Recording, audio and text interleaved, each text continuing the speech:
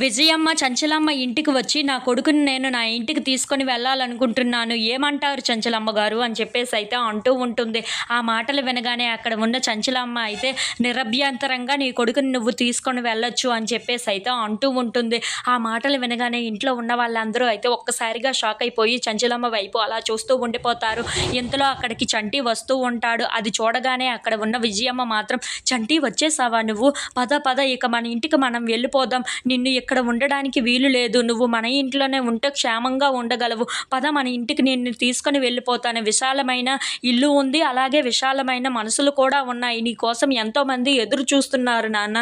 పద, మన ఇంటికి మనం వెళ్ళిపోదాం అని చెప్పేసి అయితే చంటిని చూసి అంటూ ఉంటుంది. ఆ మాటలు వినగానే అక్కడ ఉన్న చంటికి ఏమీ అర్థం కాక అలా మౌనంగా చూస్తూ ఉండిపోతాడు. ఇంతలో అక్కడ ఉన్న సింధూర మాత్రం ఒక్కసారిగా షాక్ అయిపోయి విజయమ్మ వైపు అలా చూస్తూ ఉండిపోతుంది.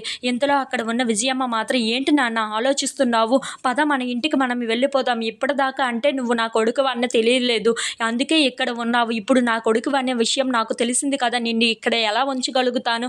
పద, మన ఇంటికి మనం వెళ్ళిపోదాం అని చెప్పేసి అయితే చంటిని బ్రతిమలాడుతూ ఉంటుంది. ఇంతలో అక్కడ ఉన్న సింధూరాని చూసి, సింధూర నువ్వు కూడా మన ఇంటికి పదమ్మా, మనం మన ఇంటికే వెళ్ళిపోదాం, ఇక ఇంకెందుకు ఉండడం మనం అని చెప్పేసి అయితే అంటూ ఉంటుంది. ఆ మాటలు వినగానే అక్కడ ఉన్న చంచలమ్మ అలాగే సింధూర వాళ్ళు అయితే ఒక్కసారిగా షాక్ అయిపోయి విజయమ్మ వైపు అలా చూస్తూ ఉండిపోతారు. ఇంతలో అక్కడ ఉన్న సింధూర మాత్రం, లేదు లేదు, నేను ఎక్కడికి రాను, నేను ఇక్కడే ఉంటాను, మా అత్తమ్మ దగ్గరే ఉంటాను అని చెప్పేసి అయితే అంటూ ఉంటుంది. ఆ మాటలు వినగానే అక్కడ ఉన్న వాళ్ళందరూ అయితే ఒక్కసారిగా షాక్ అయిపోయి సింధూర వైపు అలా చూస్తూ ఉండిపోతారు.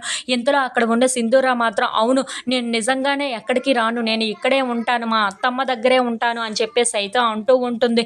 ఆ మాటలు వినగానే అక్కడ ఉన్న చంటి అయితే ఒక్కసారిగా షాక్ అయిపోయి సింధూర వైపు చూస్తూ ఉండిపోతాడు. ఇంతలో సింధూర చంచలమ్మ దగ్గరికి వెళ్ళి, చెప్పత్తమ్మా, నేను ఎక్కడికి వెళ్ళను, నేను నీ దగ్గరే ఉంటాను, నేను ఈ ఇల్లు దాటి ఇంకా ఎక్కడికి వెళ్ళను, నేను నీ దగ్గరే ఉండాలనుకుంటున్నాను, నువ్వు ఏమన్నా సరే, నువ్వు నన్ను తిట్టినా కొట్టినా నేను నీ దగ్గరే ఉంటాను అని చెప్పేసి అయితే బాధపడుతూ చంచలమ్మ దగ్గరికి వెళ్తూ ఉంటుంది.